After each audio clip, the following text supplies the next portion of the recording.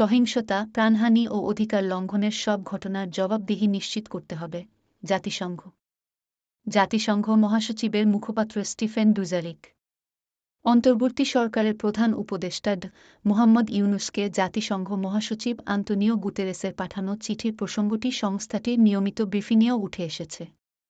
গতকাল মঙ্গলবার জাতিসংঘ মহাসচিবের মুখপাত্র স্টিফেন ডুজারিকের কার্যালয়ে আয়োজিত ব্রিফিংয়ে এ সংক্রান্ত প্রশ্নেরও জবাব দিয়েছেন তিনি।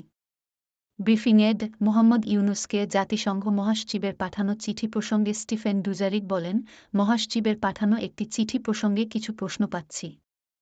আমি আপনাদের বলতে পারি, গণপ্রজাতন্ত্রী বাংলাদেশের অন্তর্বর্তী সরকারের নতুন প্রধান উপদেষ্টা মোহাম্মদ ইউনুসকে শুভেচ্ছা জানিয়ে চিঠি লিখেছেন গুতেরেস। চিঠিতে বাংলাদেশে শান্তি ফিরিয়ে আনা এবং সংসদ নির্বাচন আয়োজনের প্রচেষ্টাকে স্বাগত জানিয়েছেন মহাসচিব।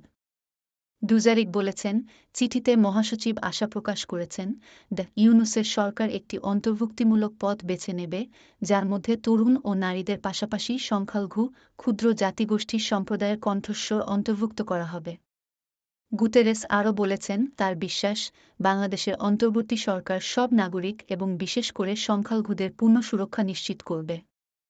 বিশেষ করে মিয়ানমারের অবনতিশীল পরিস্থিতির পরিপ্রেক্ষিতে রোহিঙ্গা শরণার্থীদের জন্য কল্যাণকর পদক্ষেপ নিশ্চিত করতে ইউনুসের প্রতি জোরালো আহ্বান জানিয়েছেন মহাসচিব। স্টিফেন ডুজারিক ব্রিফিংয়ে বাংলাদেশ সহ বিভিন্ন প্রসঙ্গে বিবৃতি দেওয়ার পর শুরু হয় প্রশ্নোত্তর পর্ব। তখন এক সাংবাদিক জাতিসংঘ মহাসচিবের চিঠির প্রসঙ্গ টেনে প্রশ্ন করেন, মহাসচিবের চিঠি পাঠানো এবং সংকটকাল কাটিয়ে দেশকে স্থিতিশীল অবস্থার দিকে নিয়ে যেতে সহযোগিতার প্রস্তাব দেওয়ার বিষয়ে আপনি এইমাত্র যা বললেন সেজন্য ধন্যবাদ। স্বৈরশাসক হাসিনার দেয়া শুট অন সাইট নির্দেশ মেনে ছোড়া গুলিতে ৮১৯ জন নিহত এবং ২-৫ হাজার মানুষ আহত হওয়ার ঘটনায় দায়ী ব্যক্তিদের বিচারের দাবি কি মহাসচিব করেছেন? এ প্রশ্নের জবাবে হ্যাঁ বলেন ডুজারিক।